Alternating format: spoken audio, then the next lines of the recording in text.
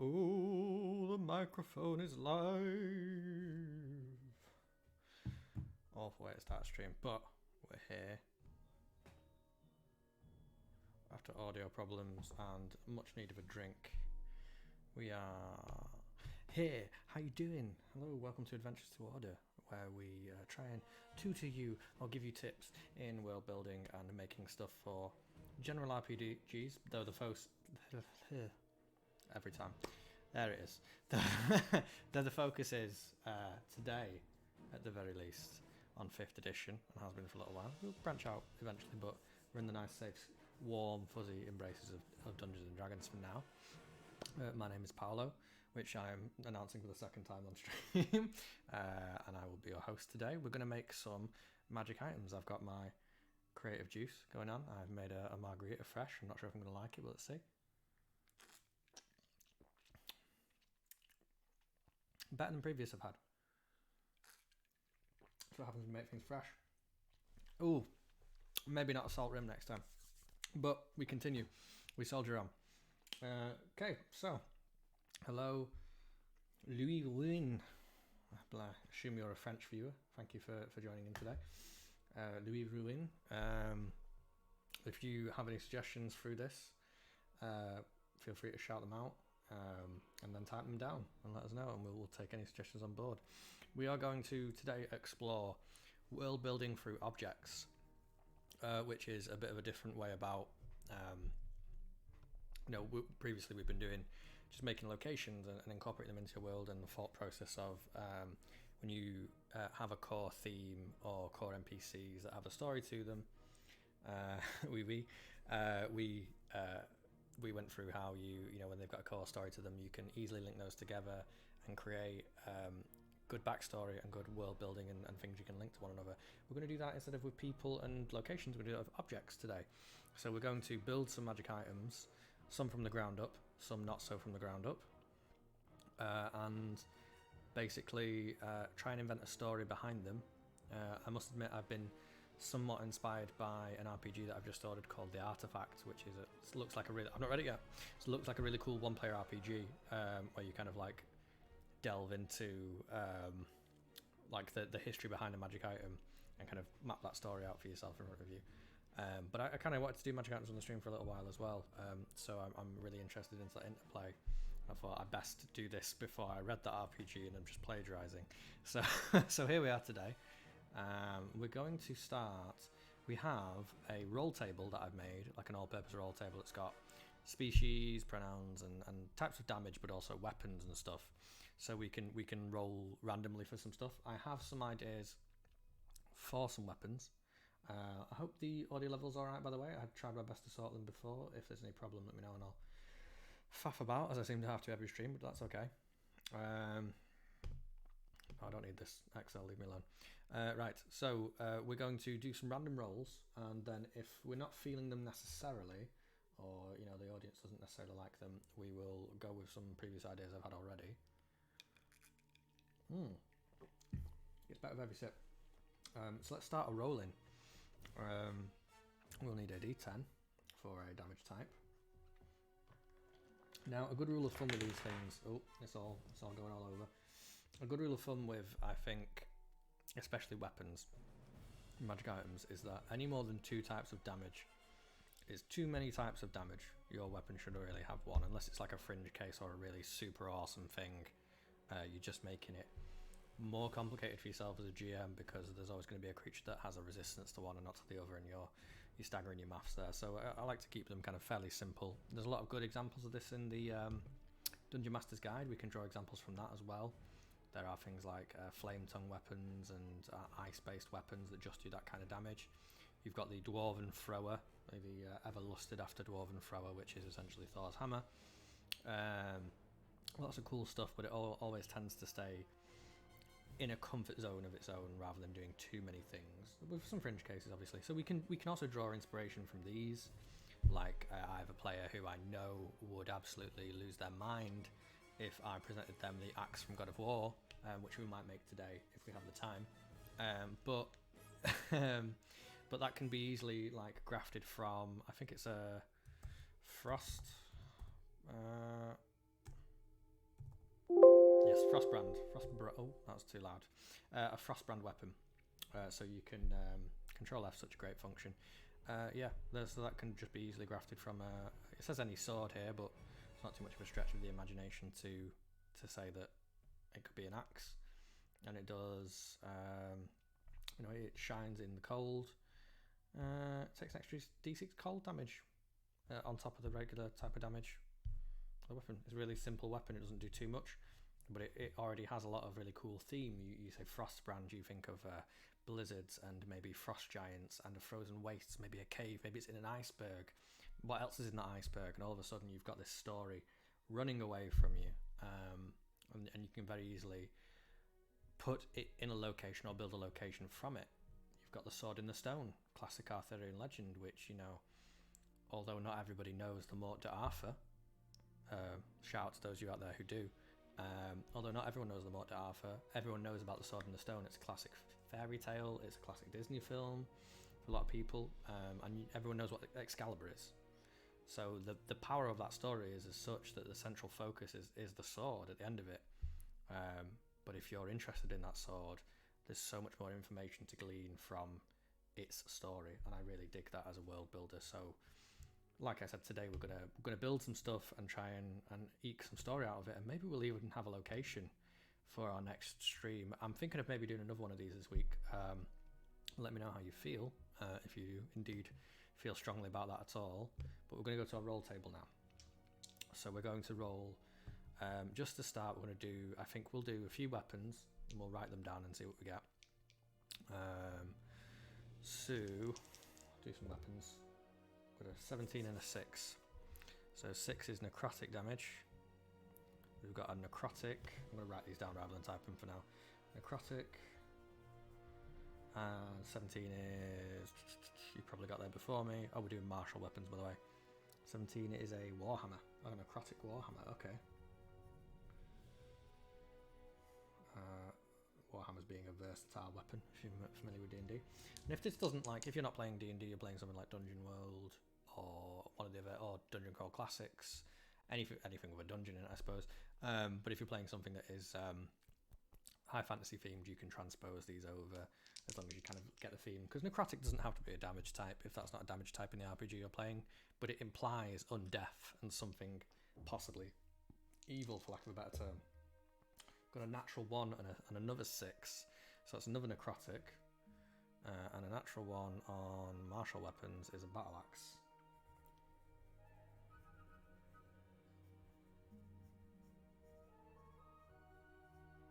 Okay, let's do some simple weapons then. Let's change our dice around just to make sure we're not getting repeat rolls. We've got a 14 and a... Would that be a 1? I shouldn't have rolled a percentile. A 1 and a 14. So 1 is acid damage. We've got acid. And a simple weapon. Oh, simple weapons are not a d20, so I'll just have to use 14 on the short sword. An acid short sword. Simple weapons are a d12. Let's get a d12 out and start doing some of them. I added some little caveats at the end of these to kind of round out numbers for using different dice. I added a roll again, and you get a pair of that weapon or a trio. And I added that similarly. I also put shields in martial weapons just because it rounded out the table. But I know their armor. So we've got a 2 and a 10 for a simple weapon. So a 10 simple weapon is a spear. I like spears. And a 2 is cold. A cold spear.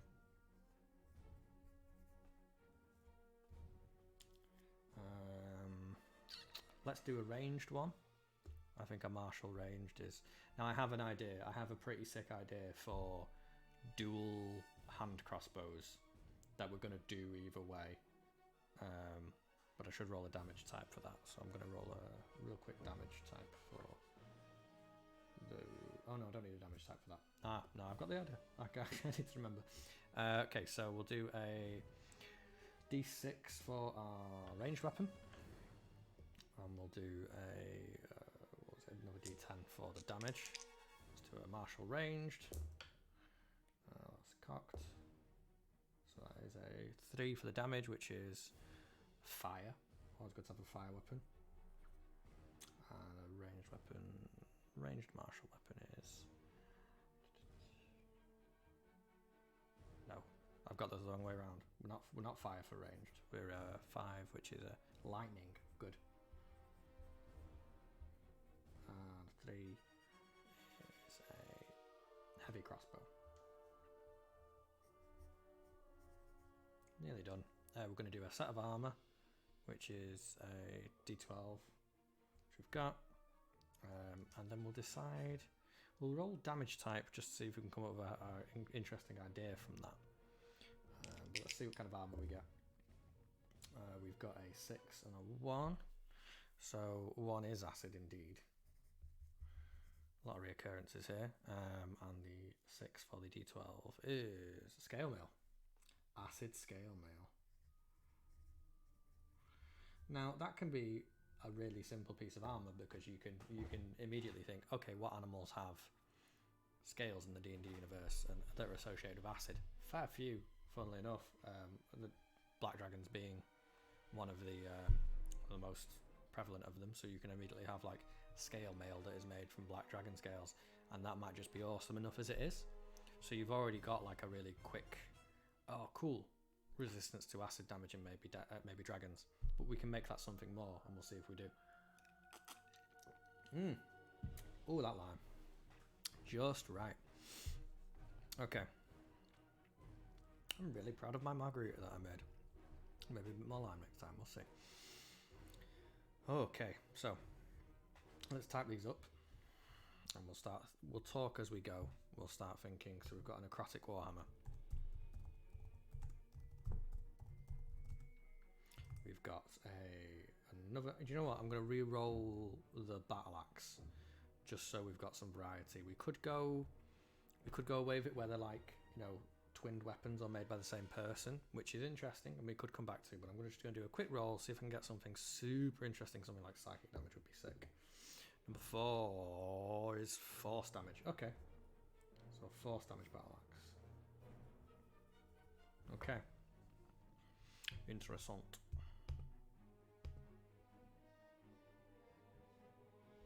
Where are we going? Here we go. So force.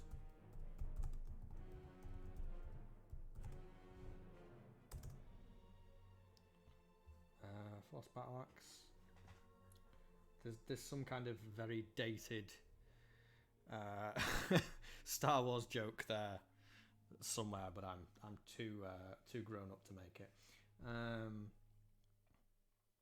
Acid short sword.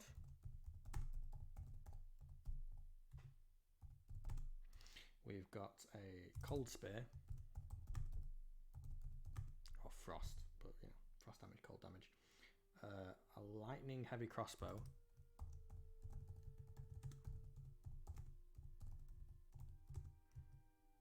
And acid scale mail.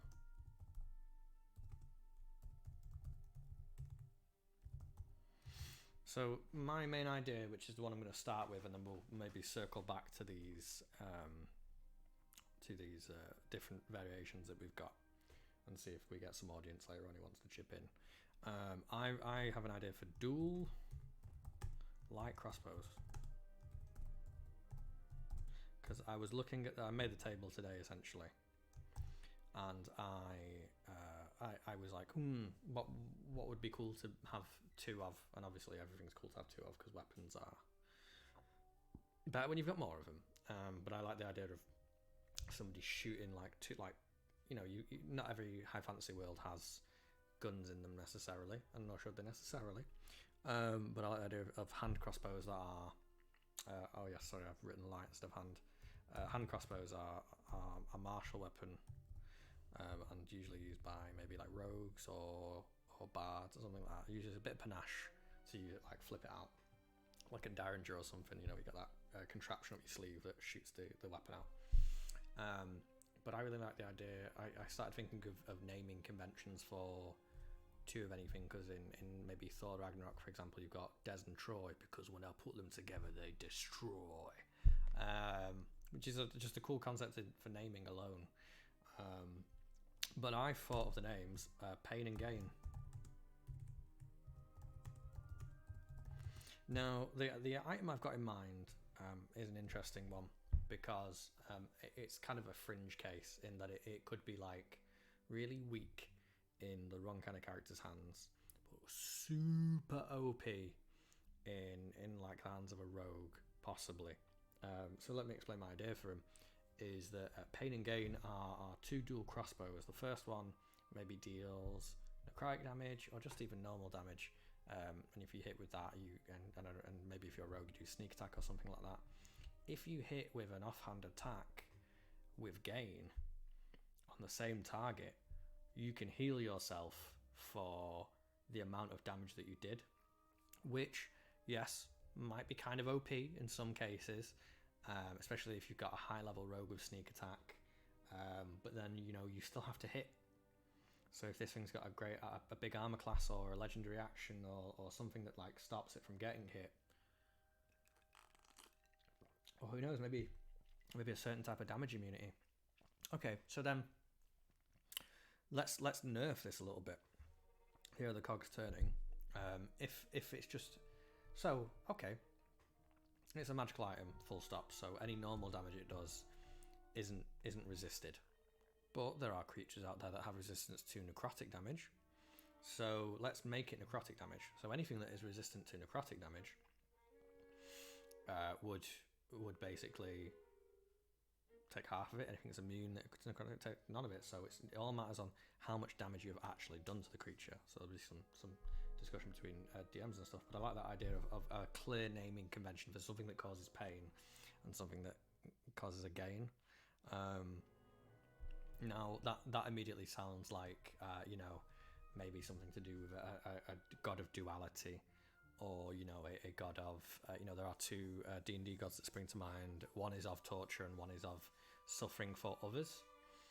I can't remember their names off the top of my head, but one of them is like make people suffer, and the other one is suffer for other people. So you can have that pain and gain kind of duality there if you want to really flavour it. Or it could just be like some crazy person made them to like hedge their bets. Maybe they have an allocation to gambling. There are deities that have stuff to do with gambling. Well, they don't have to have anything to do with gods full stop. It could just be like, hey, do you know what would be wild if we like really like double or nothing on this kind of hand crossbow thing. And you got to remember, hand crossbows don't do that much damage, I don't think. Maybe a D6. Let's find out. D&D Beyond.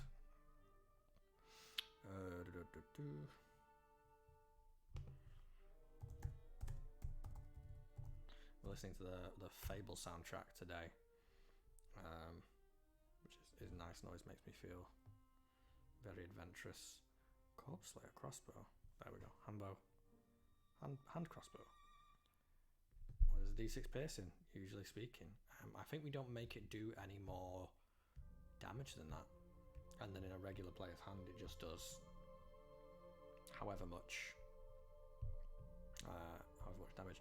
You gotta remember with a rogue as well, unless they've multi-classed, rogues don't tend to get more than one attack a turn, unless they're two-weapon fighting.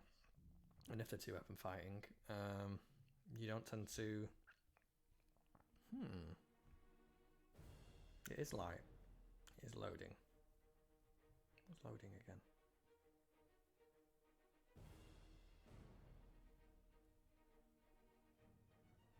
Yes, so you can still fire one shot from each turn, so that limits them as well. I really dig my own idea for this item, if I do say so myself. So, Pain is a necrotic damage crossbow. Do we give it a +1 to hit? A lot of magic items with a +1 to hit. I think a flat D6 of healing a turn potentially is decent, but let's put +1 to hit because it makes it nicely special. I don't think Gain gets that bonus though, which is a nice kind of like trade-off there. +1 to hit, and that's it. That's literally all it can do. Does does no piercing damage. Just all, no piercing, just all necrotic. Put that in brackets. And I'll be making these on D&D Beyond, and this is kind of easier for me than actually having to write up all the locations that we do so that they're usable. I can just make these items on D&D Beyond, screenshot the card, share it to the community for use anyway, and then just put the card up on the website for download. So this is a lot easier for me to get in your hands quicker. So no regular damage.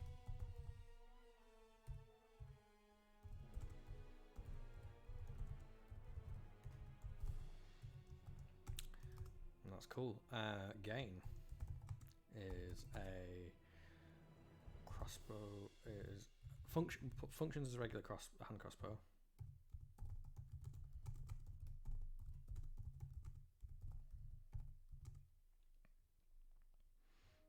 No bonus to. Does no damage.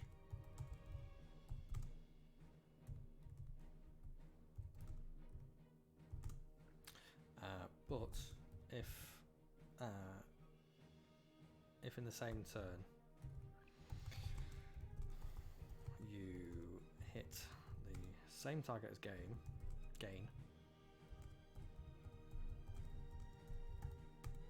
you regain as many hit points as points of damage. There's a way to word that is a bit more foolproof in the game, so you have kind of like the trigger words for 5th edition where it means there's no loopholes or anything like that, basically.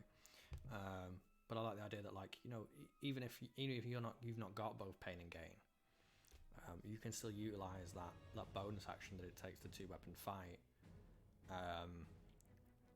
Like use your crossbow to attack. Maybe you're a crossbow expert or something like that. You can take a second shot, or you've got an extra attack, and do like maybe 2d6 worth of damage that turn. Another player who maybe usually struggles with an amount of health, or you know, just on a whim is low down, has gain in their hand. So rather than turn, we'll say round.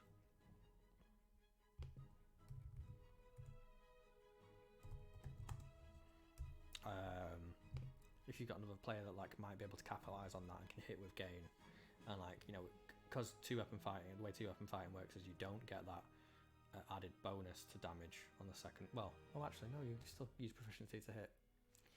D&D is a complicated mistress, but yeah, no. So you know they've not necessarily got a bonus, and it's slightly less likely that it'll hit just statistically, but they can get a good deal of health back from you, the rogue or the fighter, or you know, whatever. Especially with crossbow expert, because I think that negates loading, but whatever. Yeah, you can, you know, if you've got a fighter with 4 attacks and action surge, you can do, what's that, 4, 5, 6, 7, 8, like maybe 8d6 worth of damage and possibly healing if they don't have to like. So that's really cool. That's like this is the more mechanically cool side of a weapon. You know, let's say that these are 2 different kind of weapons from 2 different, you know, forged under the eyes of 2 different deities. Maybe there was a long time ago, there was a weaponsmith who was really into crossbows, but also like wicked mad into this crazy, harmful god. He was like, oh, I'm gonna make this really cruel weapon, blah blah blah blah. And then there was someone, maybe his brother was of the church of you know, a nicer god, and was like, no, I'm going to try and even you out a little bit, and made another one. Simple enough. You can set up that in real time. You can make it a legend in the area. Maybe there's 2 different temples to go to there. Oh, have you heard the legends of pain and gain? You must go to this temple to retrieve pain, and then gain is in another temple. Not much on their own, but together. But yeah, maybe it should work in it. If you're going to separate them, maybe it should work in a way that one has, you know, gain still does damage if you've not hit with pain that turn. But I don't want to OP them too much. But that's a cool example of just like an interesting thing you can do. We've made something mechanically interesting. Maybe the story there's a little bit difficult. I don't know if anybody is in chat and has these suggestions, but we can come back to that.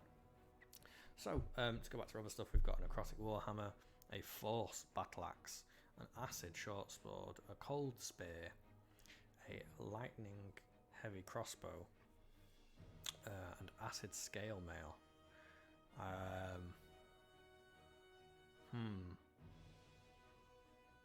So so straight off the bat then, let's do a story first rather than a mechanic then, and see if it's easy to come about that way. So this acid scale mail, we've talked about black dragons before and their association with acid. Yeah. So I think rather than this necessarily being an evil thing, well, it's going to be a little evil, let's face it. So maybe once upon a time,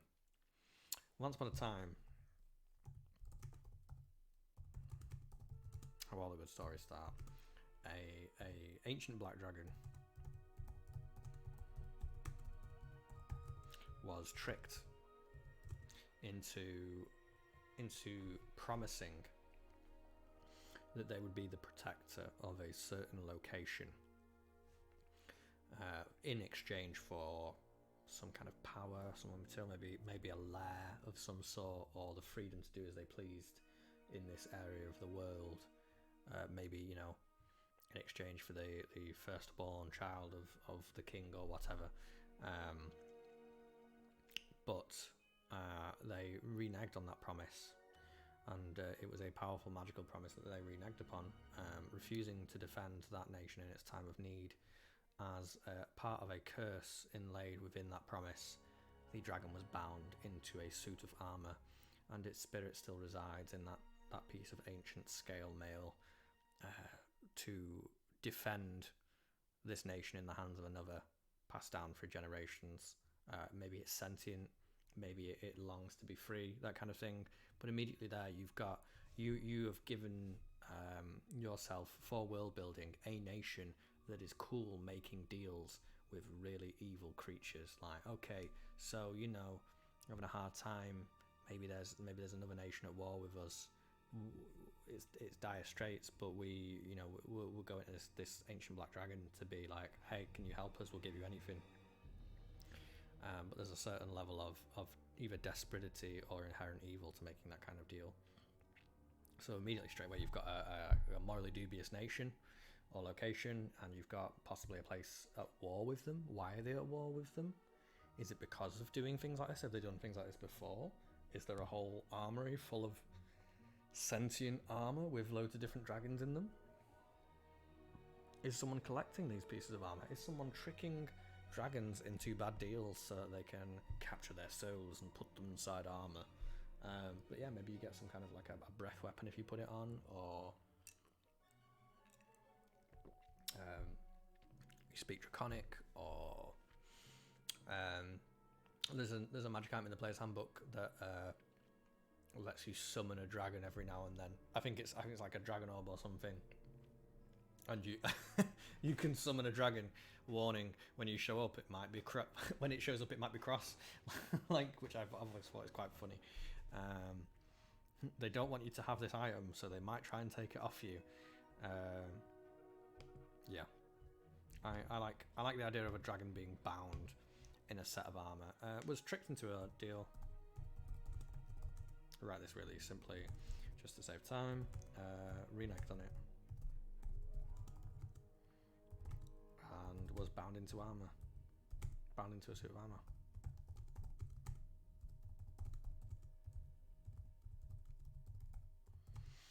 Okay, so let's bullet point this then, what we want this magic item to do. We want acid resistance. I think immunity is a little strong for anything. I don't really like things that deal in flat immunity. Resistance is very powerful. Resistance. But you know, if it's end game, maybe there's something that gives them that. Acid resistance. We want maybe the bearer learns Draconic.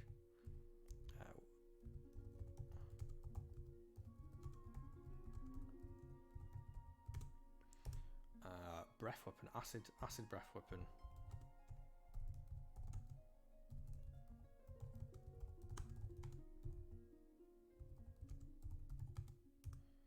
Acid breath weapon, you have the visor down. Does it do anything else? It's definitely going to be a plus something suit of armor. What does scale mail do? Let's have a look. I think scale mail is medium armor. It's 2 words.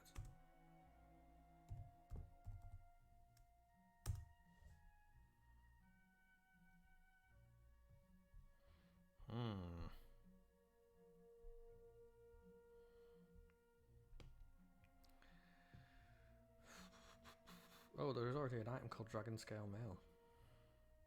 Let's have a look at that first. The scales of one kind of dragon, sometimes dragons collect their cast off scales and gift them to humanoids. Other times, hunters carefully skin and preserve the hide of a dead dragon. In either case, Dragon Scale Mail is highly valued. When wearing this armor, you get a +1 bonus to AC.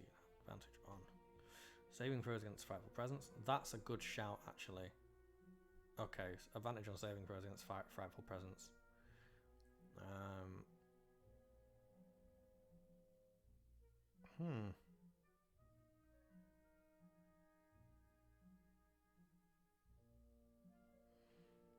You can focus your attention on action and discern the distance and direction of the closest dragon of the type of armor within 30 miles of you. Very interesting. That's cool.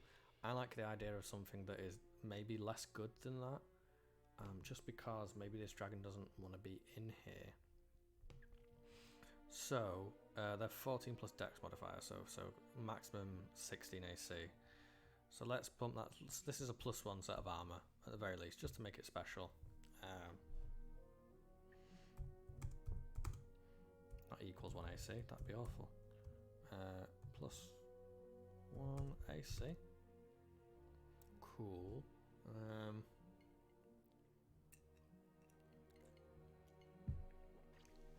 I think it's very evil in nature.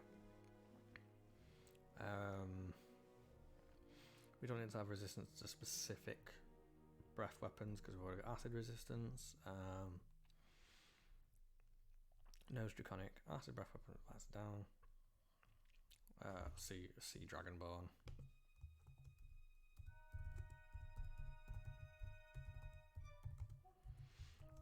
+1 AC, and I think what's the big negative drawback here? I can think of some in my head, but it's good to turn to the player's handbook because we have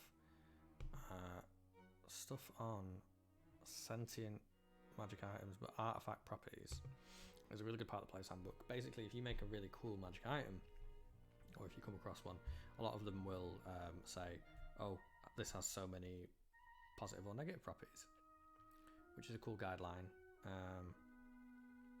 We've got psychic store spells and things like that. I don't want a beneficial property. I want a detrimental property. These are some good examples. You have disadvantage on saving throws against spells. So that doesn't fit at all. Touch a gem, a piece of jewelry. It reduces the value of stuff. That's pretty funny. And I like that, actually. I like that for dragons have hordes, don't they? So maybe it is greedy. I think there's like a spiteful nature to this piece of armor. It's great that you can use the player's handbook for not the player's handbook, sorry, the DM's guide. It's great that it has little things like that just to make these little bits easier. This little bit of world building is made more possible because I could sit here and maybe come up with something like that in half an hour or something, but that wouldn't be very fun to watch. Whereas if you press for time or you're just not really looking to put that much time into something, you can go to these tables, or if you just press for time, you can go to these tables and pull something out. Your weight drops. That's interesting. You can't smell. That's wild. I like that. While you're attuned to this artifact, you cannot smell. What? Why? Let's look at the major ones real quick. Your body rots. That's mental. I don't like alignment stuff. I've said this before. Gives you a quest determined by your DM. You have to do it. Railroad. The artifact houses a bodiless life force that's hostile towards you. Each time you use actions on properties, 50% chance life force tries to leave the artifact and enter your body. Now that's great. It's a little powerful for what this is. These are, as I said, things that go on artifacts, which are top tier weapons. You become attuned, you take 80 10 psychic damage is pretty mental. I like We lose the ability to speak.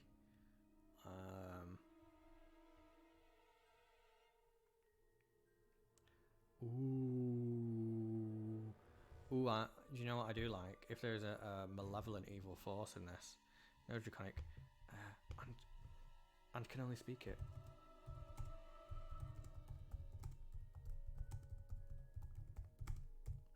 If it's a spiteful kind of piece of armor that doesn't like you and doesn't want you to be piloting it, best believe it's going to throw some of those things in your way, which is cool if your player's no draconic. But yeah, cool. I like that as a basis for magic item. So you know, what does it? We'll do a what does this give us kind of section. So it gives us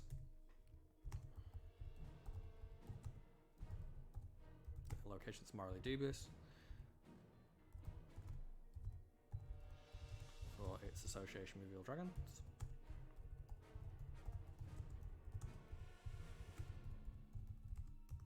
A reason for him to make the deal, i.e. war.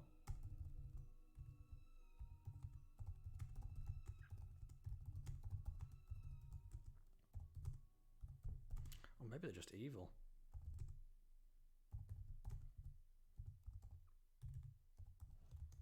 Did this place collect dragon spirits? Dragon's greed gives the wearer. I like that. Do you know what? I think we're going to put that together with the jewelry thing. Thank you, Lurian. I think gives the wearer a compulsion to steal.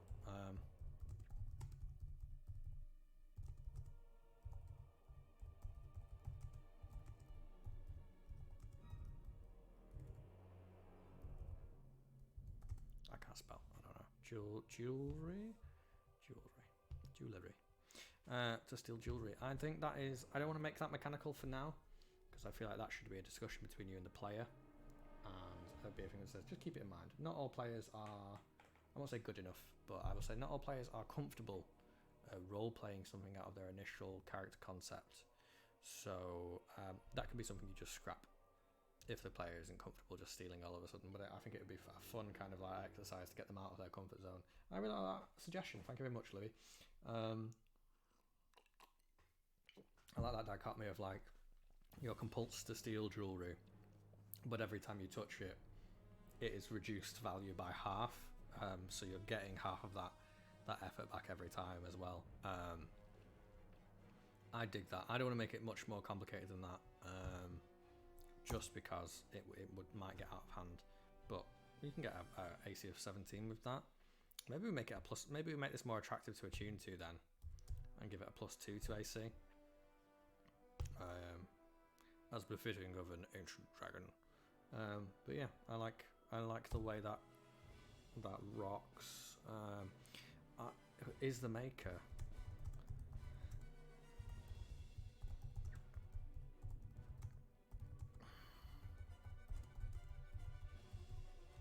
That could be interesting. You could have like a mad tinkerer kind of thing.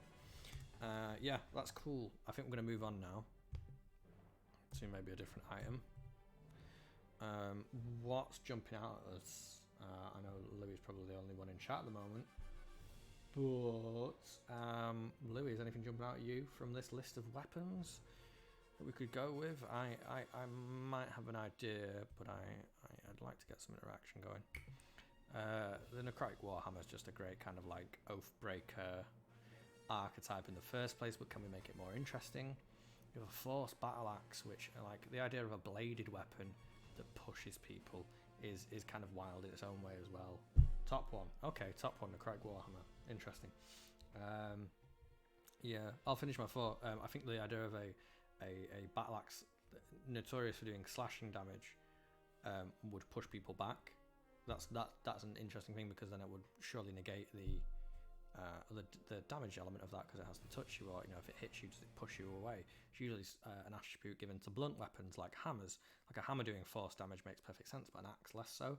Maybe it's an axe that you can flip to the flat end and hit someone with it like that, and that's force damage, and you've got like a non-lethal countermeasure for what is essentially an item that. Oh, I really like if you've got the Sword Coast Adventurer's Guide, which I'm not going to reach for now, but there is a picture on it of a dwarven character with a kind of battle axe or war hammer, which is like bladed on one side and hammer on the other, much like Thor's what's it called, Stormbreaker in Ragnarok. So I like the idea of maybe one side of a weapon for one thing, other side of a weapon for another. But then I also like the idea of non-lethal stuff as well. So let's go for this necrotic warhammer, because Louis likes the top one, and we can never say no to Louis. God bless him. Right. What's more interesting than an Oathbreaker? It could be made of bones. Let's dash some ideas up. So these are just ideas for now. Made of bones? Question mark.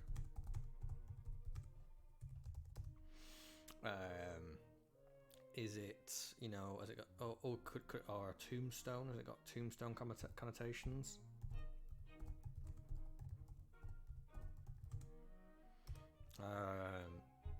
Does it have some kind of like lingering paralysis or damaging effect?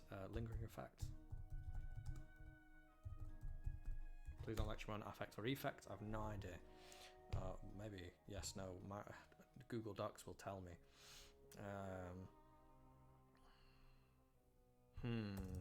Nothing's tickling my brain so far. Lingering effect, possibly. Does it raise the dead? Can it raise the dead?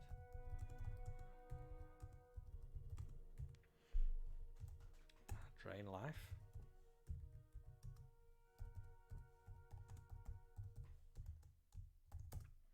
Does it have certain spells in it, like Ray of Sickness? You can do things like that.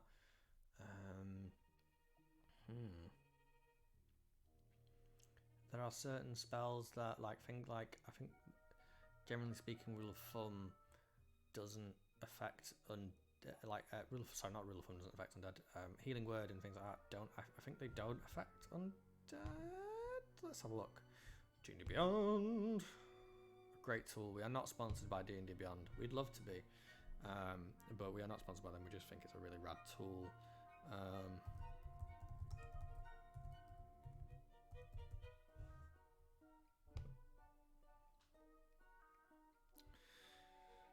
Healing word.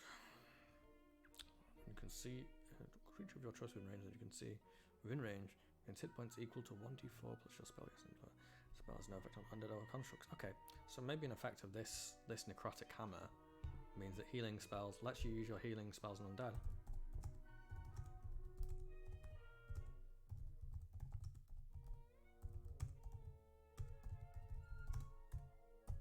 I like that. Especially that brings to mind Warcraft 3 back in the day. I think they've remastered it recently, but you had like this paladin character Arthas who became a Death Knight essentially, or the Warcraft parallel of it, and I suppose Oathbreaker would be the D&D version, and the regular spells that he would use to heal and stuff were just paralleled as stuff that would damage regular people and heal undead creatures. So I like the idea of maybe like you get hold of this hammer and now you can heal skeletons. Yes, it's rad. I dig that especially. And we can, you know, we don't have to be completely original here.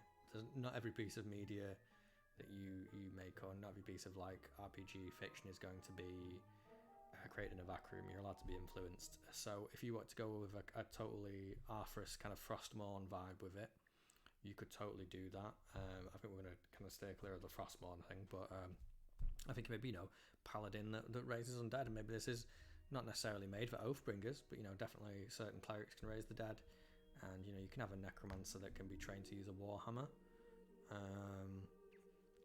True, wizards don't tend to have healing spells, but there's nothing stopping them with certain feats and certain multi-class options. So let's start coming up with story reasons then. So who made this? Who made this warhammer? I think there are certain paladins out there. It's a bit of a cliche, but there are certain paladins out there who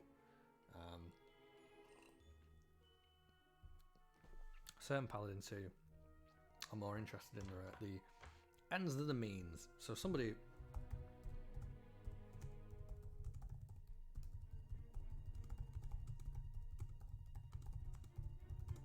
too real considering what's going on in the world today. But let's keep it high fantasy. Somebody more interested in the means create this magic item.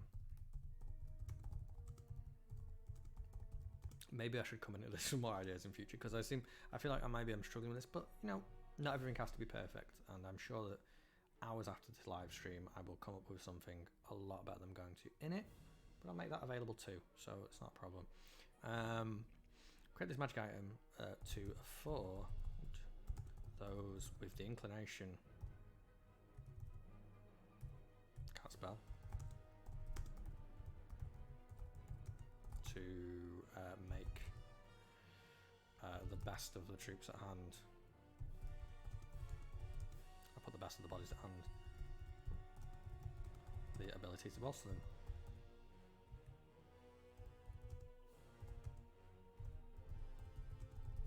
Okay, this is cool then. Like, okay, so now we've got just with that word, we've tried to come up with a story, and even if it's not a perfect story, we've found ourselves using words that we associate with this theme. So I've thought of another ability immediately. The undead under your thrall have advantage on saving throws against turn undead. A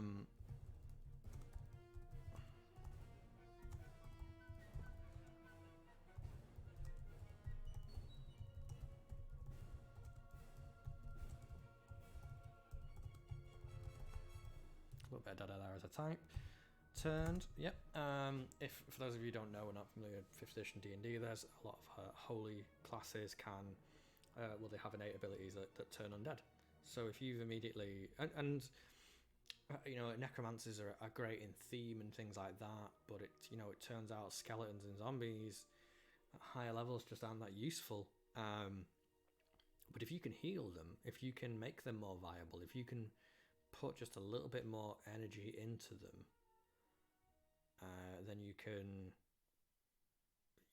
make that more of a more viable playstyle. And I think there's a lot of people out there who want to be necromancers who find a failing in theme or mechanic, or you know, a lot of worlds that you play, it's hard to justify somebody walking around with rotting bodies when it's just polite society and oh hello there. Oh, it's interesting. So, and I think I know this maybe sounds more like a wizard's staff, but it is definitely more interesting for being a Warhammer, I think, because then who's using this?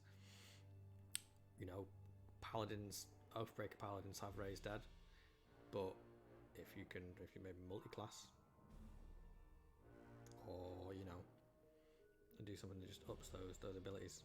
Maybe the paladin doesn't make them. Maybe the paladin has this weapon, has his healing spells, or the cleric for that matter, and you know, you're in league with a wizard, and there's a meeting of play styles here.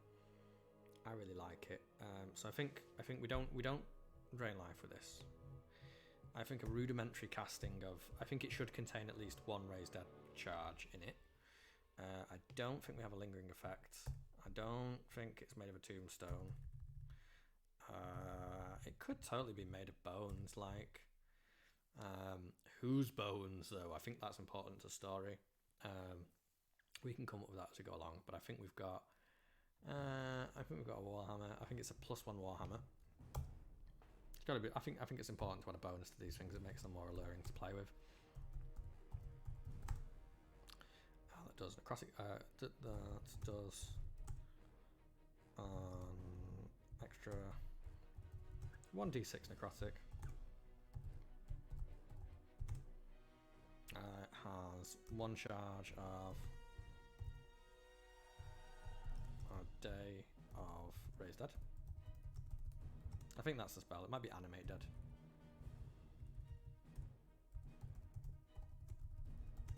What does that have 3 charges? If it's at its base level, that's 1. We'll say 3 charges. 3 charges daily of raised dead. Animate dead. And then you can get like 3 up a day, and I think each casting bit can affect 1 extra, so you can double up on that. I think we'll say 3 charges for now until I find something balanced wrong with that. Let's use your healing spells on undead. Mm-hmm.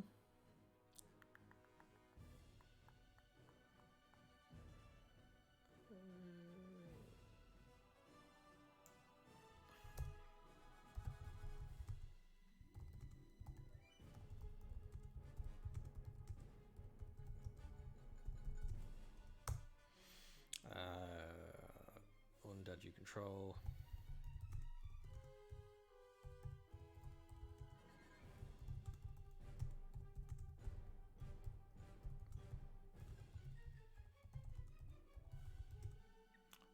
You cast, I think, would make more sense than anyone can cast. Just to me, as it being an item that is powerfully through you, I think maybe this needs a negative effect. If this is really this powerful, let's get rid of that then. Let's look at those negative effects again then. So we've got sentient magic items. Let's do the. So there is the rotting one, which I think is wild. Your body rots over the course of 4 days, after which the rotting stops. You lose your hair end of day 1, fingertips and toes by the end of day 2, lips and nose by the end of day 3, and ears by the end of day 4. It regenerates spell. It regenerates high level, and like a 7th level spell is very scary. Now I think I like that idea, Louis. I think that may be a tough sell at the tabletop. The idea that the healing is a trade between your HP and theirs.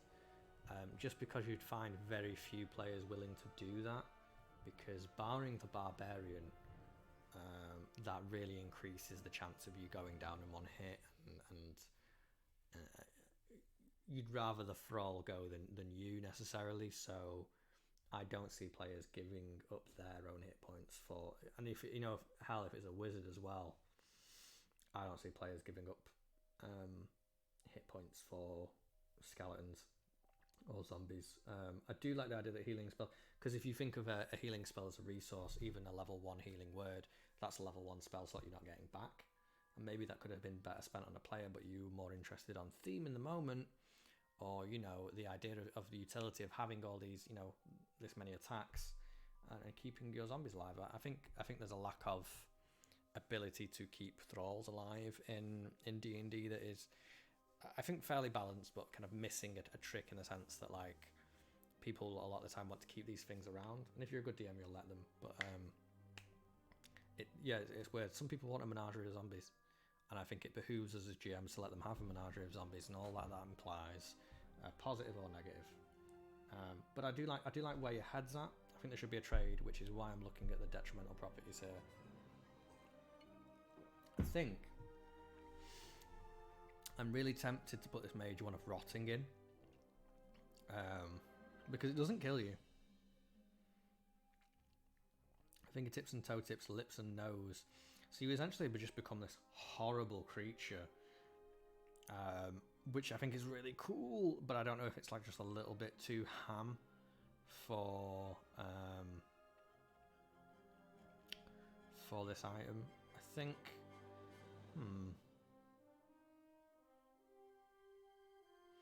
and it's also, how do you interpret this? Does the regenerate spell restore those parts and it never happens again, or do you then start rotting again? I dig this, and I think until you can find a regenerate, let's say it's just a one shot, you can be regenerated. Then maybe, like, players will try lesser restoration, greater restoration. Maybe this player then invests in disguise self and things like that. It can have a lot of social connotations.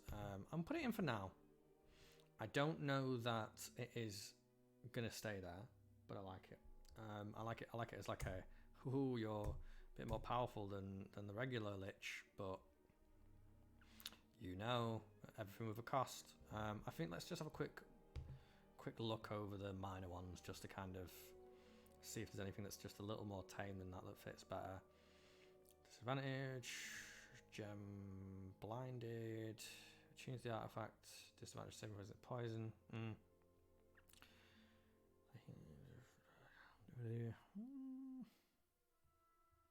All holy bought within 10 feet of you is destroyed. That's real interesting. That I dig. That I really dig. Let's get that on the page. Because it's like such a weird, very like situational thing. There are some players that will use holy water and like, you know, put holy water on their weapons and stuff when they can't get, you know, in campaigns where maybe magic items aren't as easy to get. I think maybe I lay on the magic items a little too thick sometimes, because I like my world to be magical. But I'm starting to come around to the thought process of maybe if I'm going to put more in the world, maybe they just aren't at the end of combats, and maybe they're harder to find. I just like magic stuff, and I really like that feeling when you're a player of, this is my +1 short sword. Maybe there are other +1 short swords in the world, but it's mine, and I've named it Thorn, and it is very special to me, and blah blah blah blah. And like, you've described how it looks and stuff, and I like the idea of having that very palpable connection to the world in something that is special and not just the mundane, which is kind of one of the reasons I play D&D, but that's just me. Physically ill, no advantage on ability check, saving for the easiest strength or constitution. That's also good.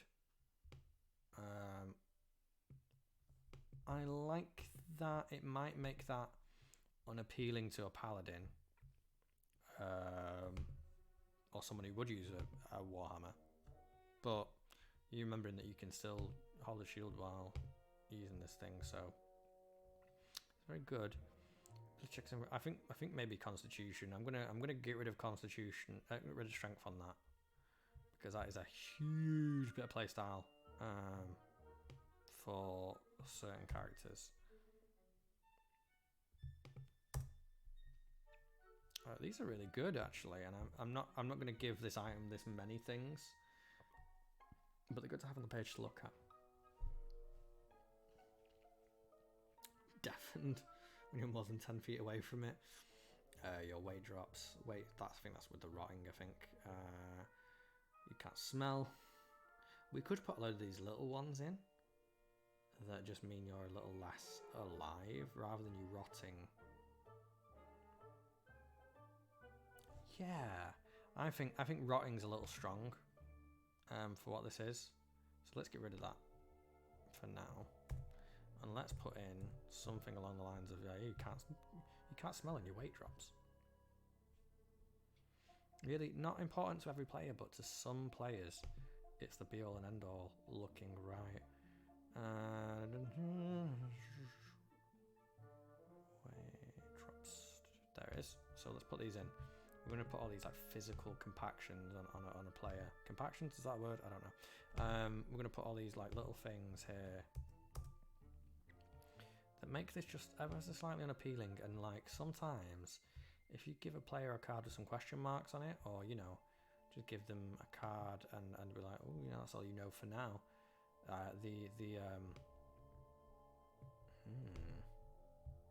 There's like all these little things that are not too mechanical, but are telling the player that this isn't right.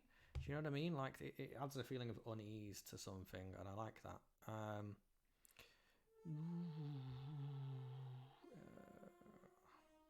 Other creatures can't take a short or long rest within 300 feet of you. That's wild. I like the non-magical flames are extinguished.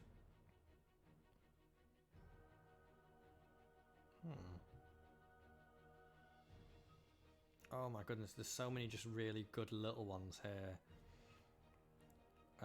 You must eat and drink 6 times the normal amount each day. Mental if you're keeping track of survival stuff. Have I not clocked these before? Floor is amplified in a way determined by the DM. That's a little subjective, but I like this. I definitely like this one. I like all these little things. These are all just annoying things. Oh, just an artifact of like, here's some limited good stuff you can do with this. Also, you're not gonna have a good time.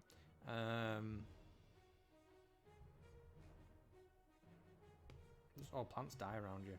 I think we're gonna leave the long rest one because that is mental.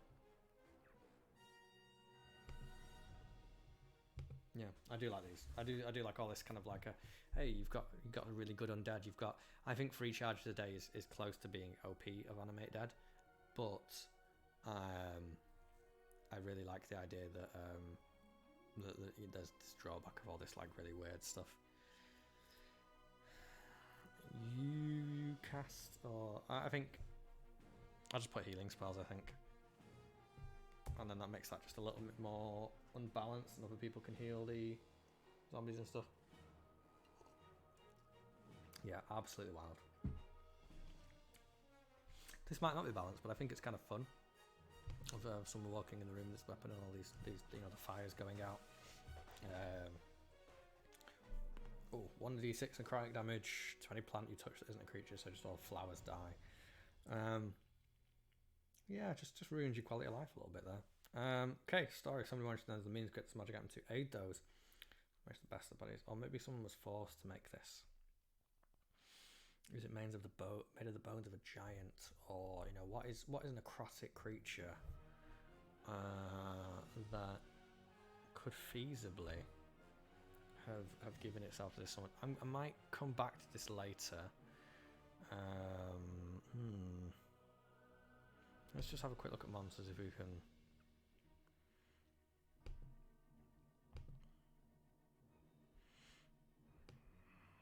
Okay, so the lich got the bones of a Draco Lich. I know we're going hard on the dragons today, but the bones of a Draco Lich would be pretty sick to have. Zombies, there's Bone Naga, there's Bone Claws, a lot of bones I can see around here. Mummies, Death Knight, Death Tyrant. I don't think any of these are going to really fit what we want for this.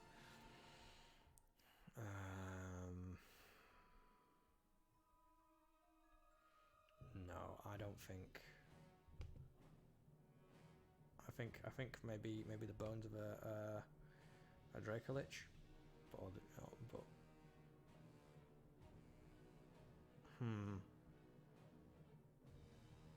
yeah, we're gonna leave it at that. We're gonna say maybe question mark bones of a Draco Lich.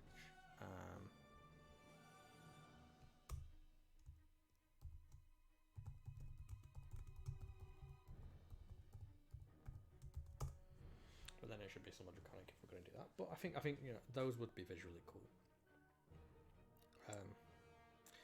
We've got a force battle axe. Now, battle axes are a versatile weapon. They are not great axes. They are not just hand axes or anything like that. But I like the idea. So let's start with some ideas. I think a axe that can be used non-lethally and to better effect.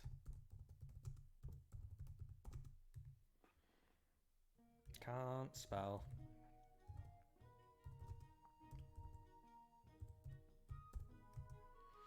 Cool. I think maybe it is. So it does regular. It is a normal axe.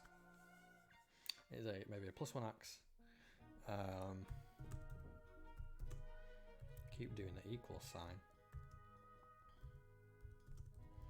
That does regular slashing damage,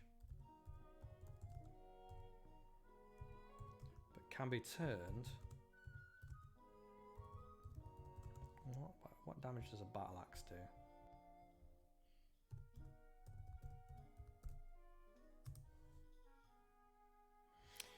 Battle axe does 1d8. Okay, so let's say it does 2d8. Can be turned and used non-lethally. Used to do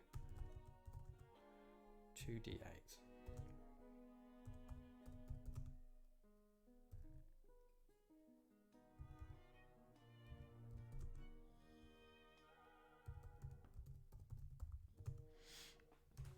So the idea is that it does more damage if it is used in a more peaceful manner, because hitting someone over the head with something is never really peaceful. But I think maybe there's some backstory behind this. Maybe in a city, maybe it's given to the captain of a guard in a city that, you know, prides peaceful resolution over anything else. So a prize weapon given to a captain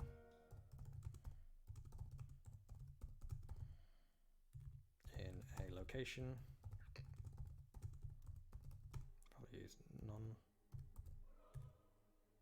non-lethal and peaceful.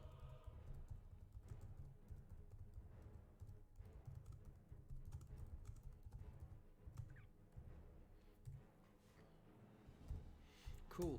And then straight away, we've done an interesting thing here. We've taken a something that's ostensibly a weapon, a implement of destruction or harm, and we flipped it on its head. We've gone, oh, okay, so what if this thing is literally made, you know, with the idea that, you know, sometimes it might be necessary to defend yourself, but wouldn't the world be a better place if you know the things we did to protect ourselves weren't harmful to others, or weren't, you know we're always with the best outcome in your heart. What does that location look like? What does a city built on the idea of non-lethal resolution and peaceful resolution look like?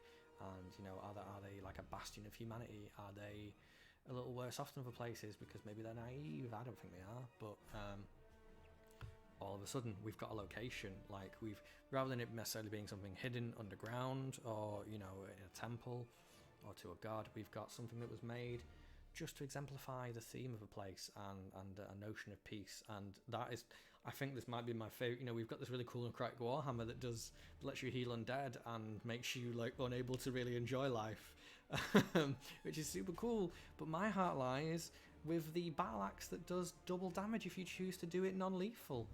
Like, I think that's mental, and I love it so much. I think there's always room especially in our stories these days, for optimism and the idea of something being nice, when a lot of popular media and a lot of the stories we get these days tell us that no, it's the dark way because this is how it would have been. Of course they're getting carted off to be tortured because this is high fantasy and that's what happens. Like, maybe it doesn't. Maybe it doesn't happen like that. Maybe someone's super invested in using magic to make things a bit nicer.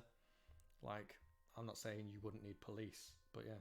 Gains advantage on persuasion checks used in an attempt to end combat. Abso-fudging-lutely, Louis. Thank you very much. Let's get that. Okay, let's get that down. It was basic in itself, but like gains advantage on any persuasion check, not intimidation, persuasion, made to end or avoid combat. I absolutely dig it. Hell yes. Hell yes. Thank you, Louis Ruin. That is an amazing suggestion. I'm really glad you're here. I'm always really glad you're here. But yeah, I love that. This is how we tell stories through objects, because, you know, let's say that they do have an altercation in this garden. They take this axe. They find out what it is. Like, you've never seen this city before. You aren't familiar with its rules. But how wild is it that this is what they give the captain of the guard? Not a deadly crossbow that does 15 d8 lightning damage or so, whatever, you know. It's this thing that is an incentive for peaceful resolution, like.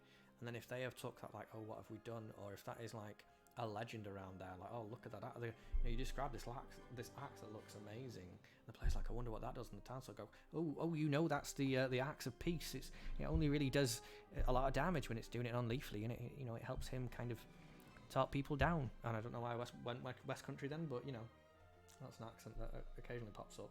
I am head over heels for this battle axe, and it's going in my personal world. Absolutely. I love this so much. Absolutely adore it. Absolutely adore it.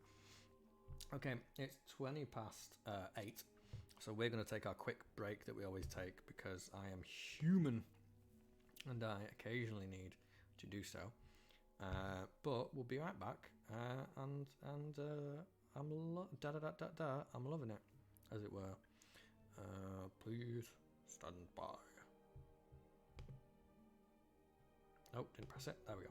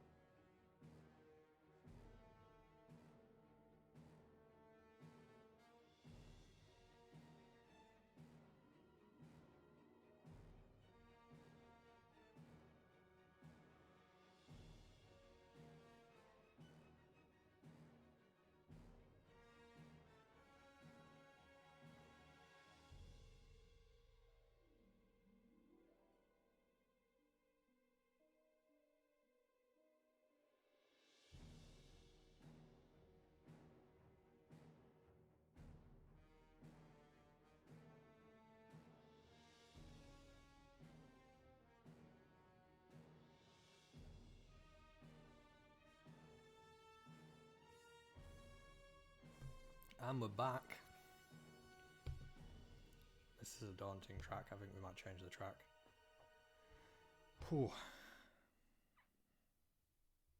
We'll see. Anyway, hi. I'm sorry it took so long. I had to get myself another marg because I seem to have caught the fever. That is Monday Night Fever. That should be our new hashtag. So yeah, I'm really stoked. I'm super into this this place. It's given us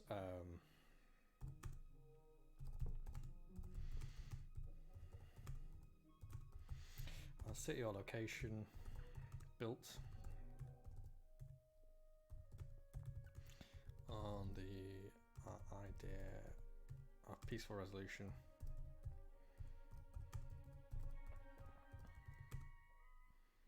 But also martial prowess.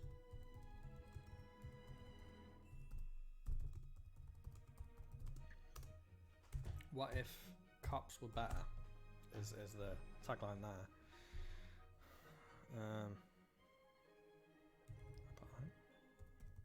Like, yeah, that's right. Cool. I dig that. I think it's a great thing to kind of round that first half out with.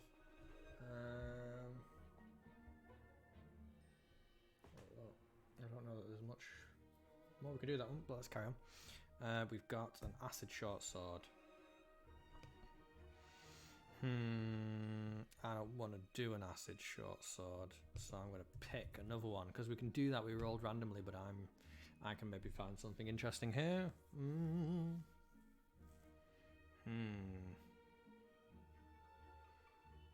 Lightning, a poison short sword, a psychic short sword would be dope.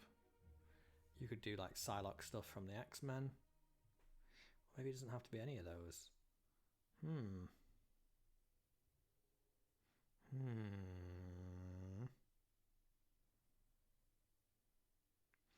Maybe it's just okay.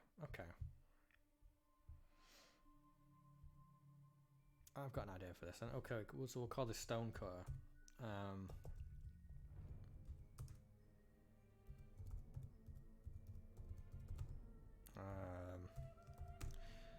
Like a sharpened chisel.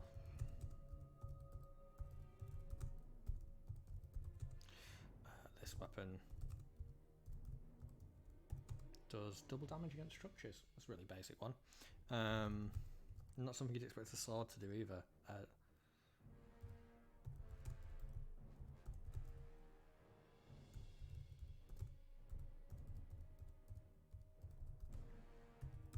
In structures, and also has 1 charge per day of the spell Stone Shape.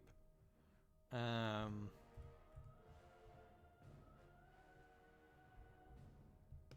dash that in a little bit.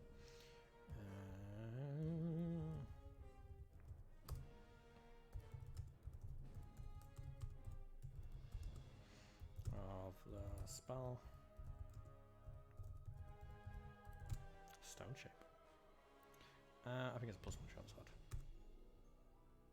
I know I keep saying that. I know we go, oh, +1, but that it's just a little something that makes a weapon just that little bit more special. Is just a +1.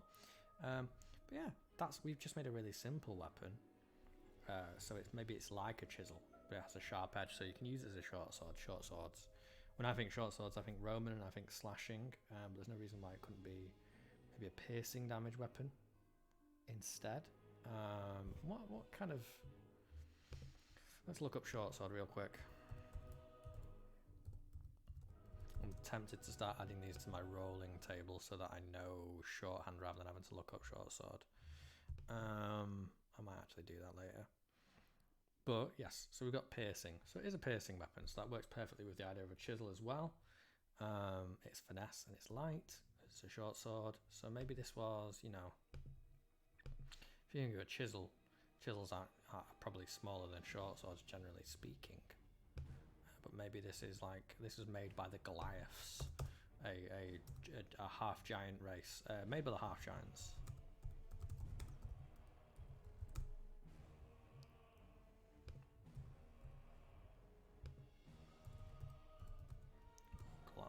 guess,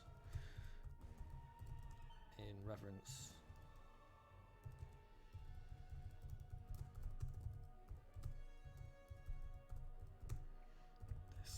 This I guess it would be a rough looking weapon, I guess. This unassuming chisel like weapon is the bane of stone, of any stone. That stands between its wielder and their vision. So you've got kind of like tones of essentially tones of artistry there, artistry, where you you know, it's commenting on, like, you know, this very creative relationship between a player species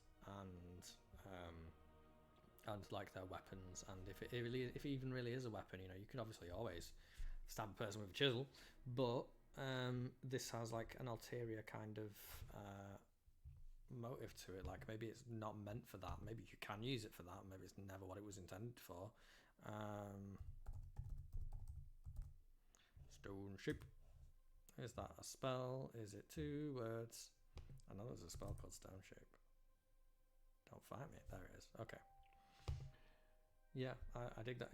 This, once again, we've made a super simple item.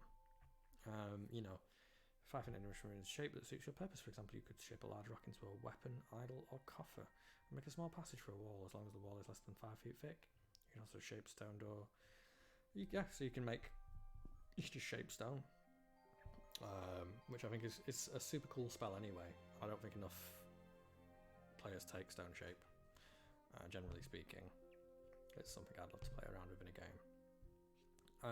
I think, you know, if we're going to make this item, then where's it come from? Okay, so it's come from a Goliath or half giant kind of stronghold, or maybe even a giant stronghold. Maybe it is like tiny 2 giants, or, you know, I'm thinking, like I said previously, I played a lot of God of War recently, and there's that giant in that with a cool chisel that is like supernatural in a lot of ways. Obviously, giant chisel would be bigger than a person, but we've got this kind of mid-ground in D&D with this half-giant race, species. Yeah, I like that. So got this location that is, you know, maybe in reverence to giants. So let's say, you know, you could find this item in a place where, you know, in a giant stronghold. So we've got a giant stronghold.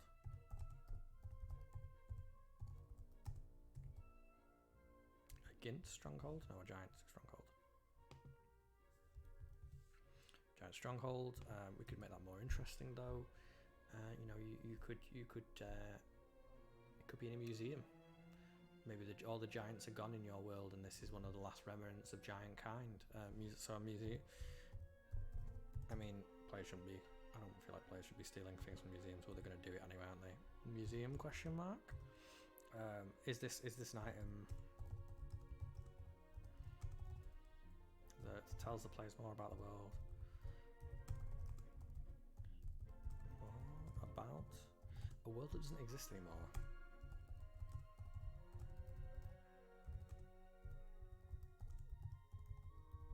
So maybe there are great legends of giants, and they just ain't about no more. Or maybe like Goliaths aren't about no more. Or maybe they are, and just no one's seen them for years, or something. They went to another plane, or you have something.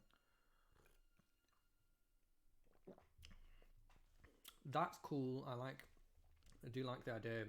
My mind was running with ideas of like maybe people imprisoned by giants, but I didn't know if I wanted to write that in there. Okay, so let's make a middle road thing here then, rather than it just being used by an oppressed people to escape. A gift. So okay. No, not you. A gift from a giant to those imprisoned by its brethren. Imprisoned by its brethren, so that they might escape.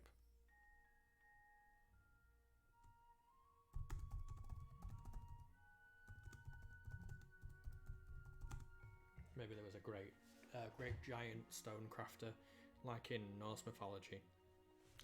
Yeah, I'm glad you like it, and I think there's a middle ground there. I'm very wary of going to a place of people being captured or imprisoned or even slavery in D&D. It has come up in games before, but it's not that it can't be done. But I feel like okay, so it's obviously going to happen in some fantasy worlds, and it's a kind of dark story hook to go with, and even an interesting one in a lot of senses. But we can make it more interesting, and we can make it so that we've got we've dealt with before on this stream. Essentially sentient races that are not all bad, because it can be even if you're taking that as a given, it's nice to have exceptions to the rule, and I like to think that not everyone's the same, no matter the alignment in the rule book. You could have a good black dragon. They're supposed to be evil, but you could have a good one if you want. But yeah, just to kind of discuss the thought process that for a second. I like that. So a giant, what happens to that giant?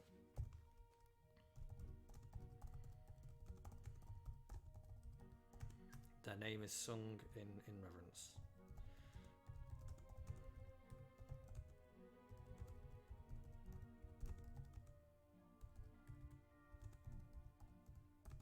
So all of a sudden, rather than it just being a giant only thing, it's been given to smaller races, to these more terrestrial species, these more playable species. And there's a legend to it, and maybe this, so if you've got this weapon or this chisel that is uniquely attuned to working with stone and does great damage to structures, or can cast stone shape, then I think we're going to change that from 1 charge to 3 charges. A day. I'm going to put 1d4 at dawn, because I think that's more interesting and you can do more with it. 3 charges. 1d4 at dawn. Regains. Let's write that in actually, or I'll forget. Regains 1d4 at dawn. So then this place where this weapon exists, or this chisel is, maybe it's abandoned now, maybe it's not, depending on how you want it to be in your world. But I think you've got a huge city carved from stone, a beautiful. So it's given us this has given us a beautifully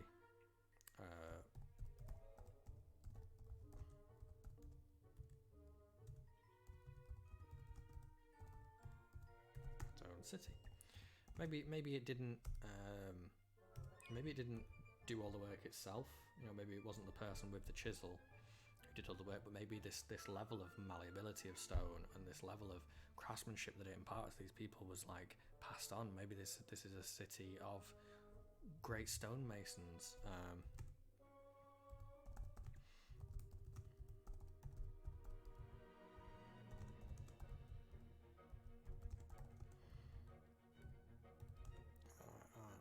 full. I'm not going to put masons. Stone. Masons. You've got this this whole civilization that's built up around this gift, almost like Promethean gift from this giant to these people. It's not fire, but it is the malleability of the earth in front of you. And I think that's a very special gift to give to any kind of community in a magical world or not. So then this giant has to be of reverence to these people. What happened to the giants after that? What happened to him? Was he killed by the other giants? Were the other giants still about? Did the people get away? Did they come back? Did they hurt? What happened? There's a lot to be done there, but I like the idea of this sea that has a rich, beautiful realistic. Maybe there are trees carved from stone that are lifelike and beautiful. I'm going to write that down because I think that's a really wicked image in the first place.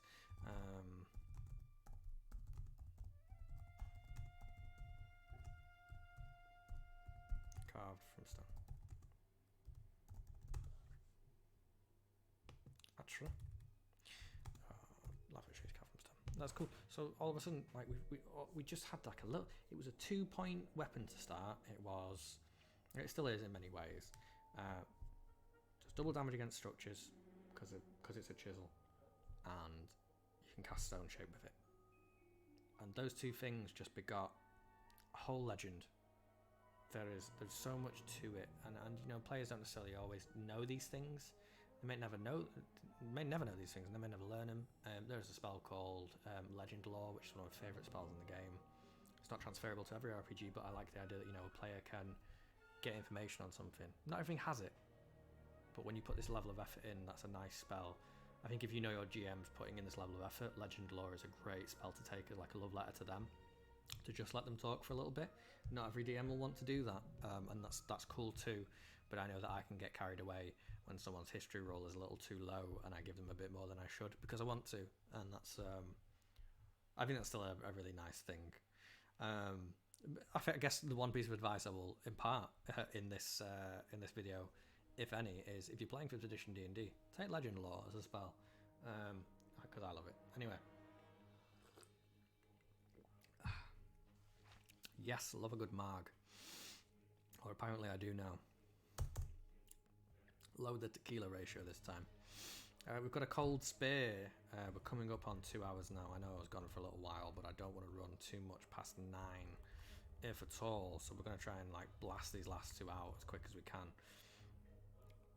We've got a cold spear, and we've got a lightning heavy crossbow. Now, I'm not sure what interesting thing I could do with a lightning heavy crossbow, so I'm kind of putting that one off for as long as I can. But well, I'm sure we can think of something. A cold spear. Now, in the new Chronicles of not Chronicles of Dangia, Explorers Guide to Wildmount, there is a artifact style lightning dragon tooth spear, which is interesting. I think it's lightning. I can't remember. A cold spear could just be a shard of ice strapped to a stick. It could just be a shard of ice. That's interesting. Ooh, okay, we're getting somewhere.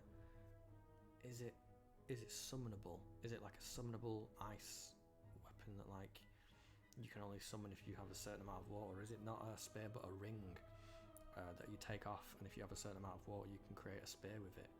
Ooh, that's very good. Oh, that's interesting. Okay, we've got this. We're good. We know what we're doing. It's fine. I panic all the time, but we know what we're doing. I'm glad I've got you guys. Okay, so not an actual spear, but I'm going to say ring or grip that can be used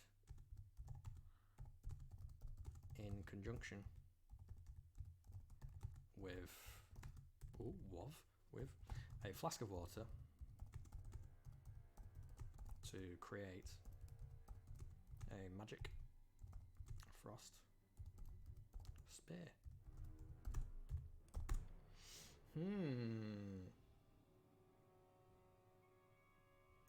Oh, that's beautiful, Louis. Oh, the best ideas are coming from you tonight. I love it.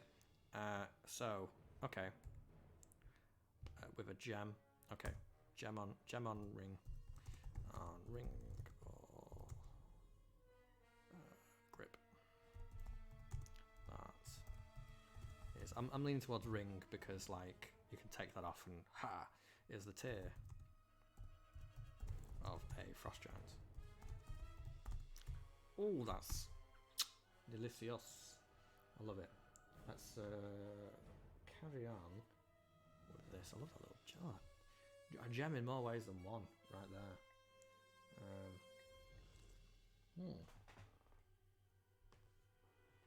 Just checking the stream's still going properly. Good, yes. Good. hard to talk when you're drinking margaritas because they are sour.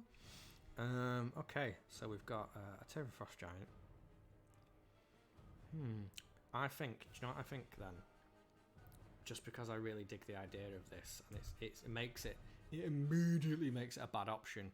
But what if you can shatter that tier and it sends out like a blast radius, like a really big, good one, but then the item's gone? Do you know what I mean? I think that's interesting.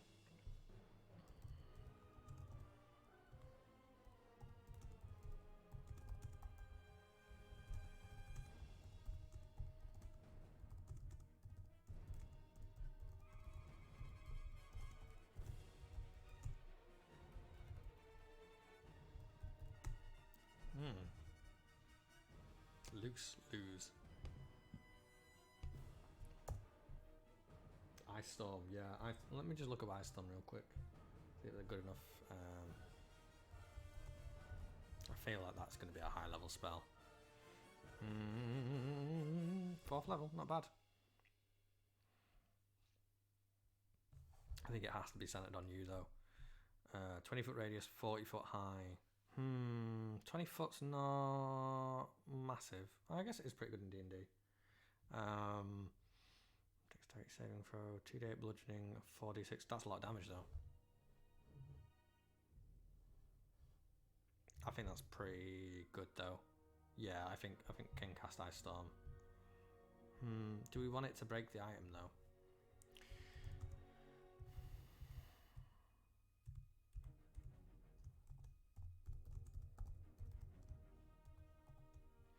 Maybe it's inert for a certain amount of time. Or maybe, just maybe, you could, if you can find another Frost Giant willing to cry, you can replenish it. Beautiful, but we'll see. We'll see how we get with that.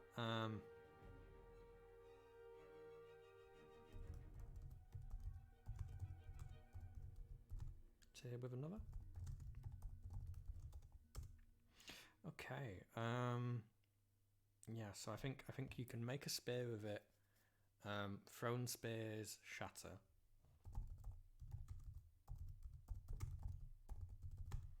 But do extra damage. And then you can make another one with the ring. But you don't throw the ring, you just throw the spear. Then another spear. Maybe the ring doesn't go round the spear. Maybe it's just still on your finger. I had this idea of like making a grip and just throw it out of the grip, but I think ring on your finger. So it's a ring magic item in the first place.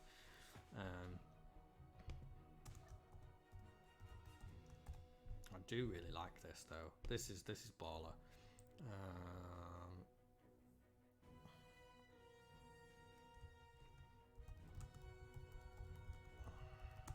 It's kind of good for a druid as well. You can create water. I think we need to make say like a milliliter or liter, kind of however much water you need for this. Ooh, I'm faded. That marg is hitting me hard. I'm fading fast. We might have to wrap it up after this one. We might not get to the crossbow, unfortunately. I like that. So if we look at Ice Knife and a spear.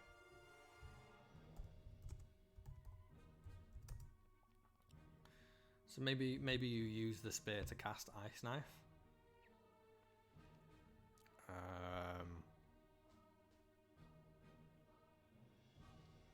Yeah, I think you use that spear to cast Ice Knife.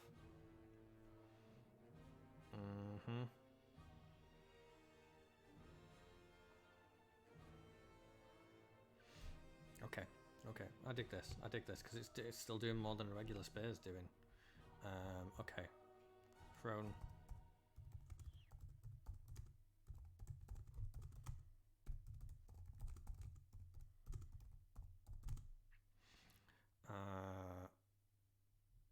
And the spear just does frost and piercing. The regular attacks just do piercing damage. Do piercing damage. So if it's 1d8 and then you can add another, and I think plus 1d6. So okay.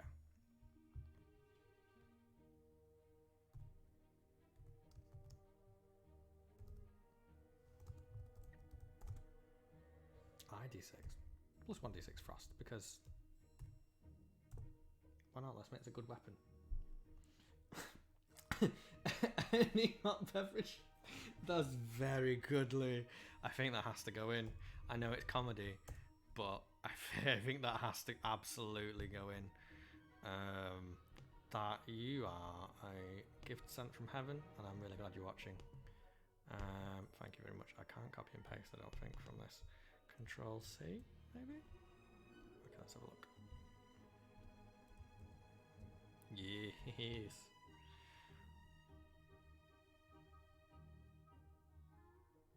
I like that. That's just a little something to make it comedy. I think we made a really, really cool weapon there already. But then you like, so story wise, like how did they get the Tear of Frost Giant? I'm not sure if I'm spraying tear or tear, but I can fix that.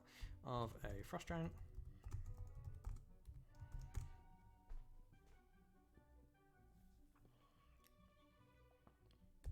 Not exclamation mark, question mark. So immediately, we're not necessarily making a location for this, but we're definitely making a legend. And what makes a Frost Giant cry? What could make a Frost Giant cry? Let's have a look at Frost Giants really quickly, because I'm very conscious of the time. Frost Giant. I highly recommend, if you're using D&D Beyond or you don't own the book Storm King's Thunder, downloading the monster pack from Storm King's Thunder, because there are giants at a base are great, but Storm King's Thunder has a lot of variants where just a little extra ability, like, you know, Frost Giants have a net. I think it's Cloud Giants can fling, so they can just pick some up and throw them and stuff like that. I think Stone Giants have squish or something like that, but anyway, let's look at Frost Giants. I really, really like that temperature thing. Oh, that's real baller. It was a gift to an elven midwife when she assisted with the birth of his son and heir. Okay, let's say heir. Let's not say son. Let's say heir for now. Not that there's anything wrong with that. Just to kind of like let's hedge our bets here. Let's make it blanket. We're like the firstborn child of the Frost Giant. So that's of ice. Frost Giants are creatures of ice and snow. The hair and beards are pale white and light blue, made of frost from turning ice. Frost Giants dwell in high peaks and glacial rifts where the sun hides its golden head by winter. Crops don't grow in their frozen homes, and they keep little livestock beyond what they capture. Blah blah. Fresh kill tastes sufficiently hot to their palate. Warhorns, Frost Giants howl. Inns and taverns brought the damage. Sellers are good. Rules of might. That's interesting.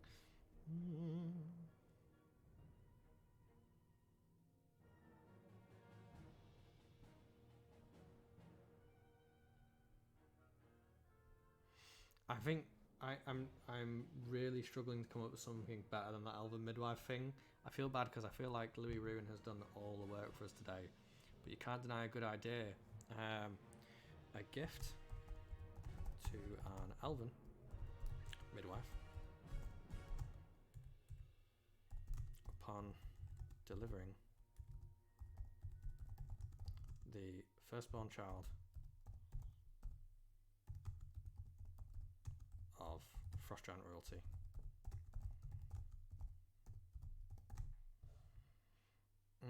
No, maybe not even royalty, of a Frost Giant. Maybe it's not even a story of rulership or any kind of power. It's just this really tender moment between two people who understand the plight of a parent in distress. I'll just put brackets, a complicated childbirth. A complicated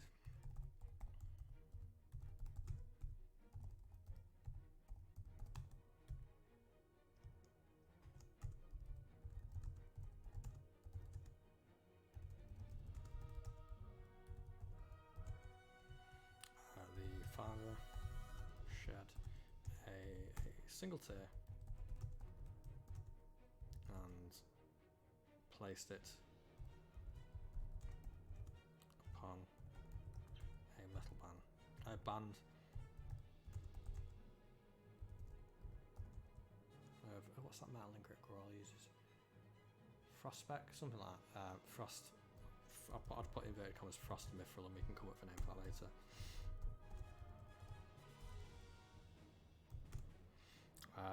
Because sometimes you have to do it as a DM and just go, Frost Mithril, I guess. There's certain things in my world that players have found and I still don't have names for, and I'm just going to manage to play it off as like oh, you don't know what that's called. That Elven Midwife stuff is baller. Such a baller storyteller, Louis.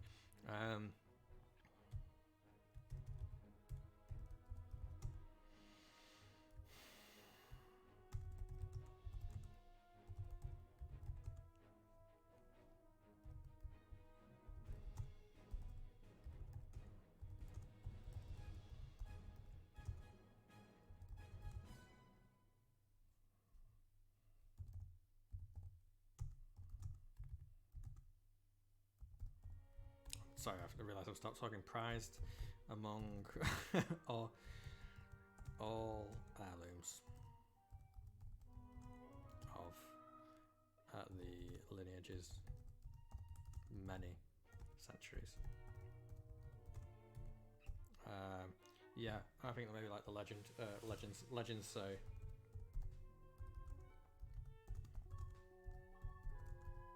If ever spent, the tier will be replenished by the same lineage of giants.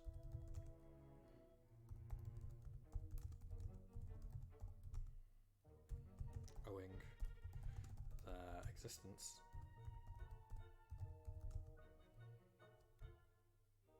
a pot of debt they can never repay. They feel they can never. So we've not if we add that into the item as well, that's a nice interesting bit of item-based storytelling, especially for DMs who are unsure how to point plays in the direction of something that will fix something or something that will make something better. If you write that in, you already have another plot hook for your players. Like, it might never happen. They might never spend that gem. They might never crush it. They might never think, oh, I can get out of this. Bang.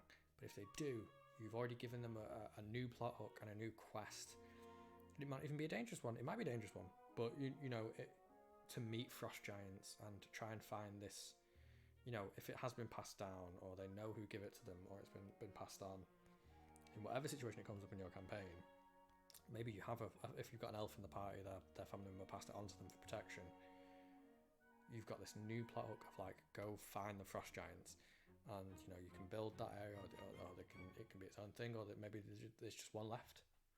You know, maybe that's the real tragedy of it, and there's this tender moment where, you know, this tear is shed not only for you know the previous debt, but for the loss of this giant's family or the lineage or, you know, progeny.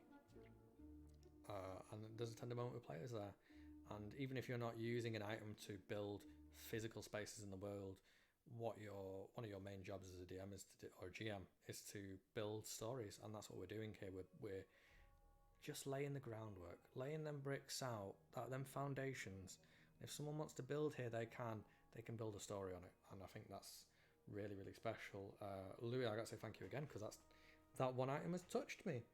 Like, beautiful, absolutely beautiful. Do you know what? I'm not going to touch the lightning heavy crossbow because I think we've peaked. That was a very good stream. I think I'd like to thank Louis Ruin for watching on Twitch, and if you're watching us on YouTube, I'd like to thank you for joining in. We're probably going to do another one of these streams this week. We might have a special guest even. Ooh, which would be fun to kind of bounce ideas around with. We're probably going to do another one on magic items, and then we'll go back to our rotation of creating locations. We might even create some of the locations from the items that we've made here. You can contact us on Twitter at Adventure to Order, at Adventures to Order on Facebook. There's adventurestoorder@gmail.com. We also have our website, adventurestoorder.com, which I won't bother bringing up a second, but we will be posting these magic items on there. Like I said, these are a little easy to go up, so these should go up really soon, if not this week. My name is Paolo. Thank you for watching. Stay safe out there. Wink. I've done that now and I need to find the end stream button.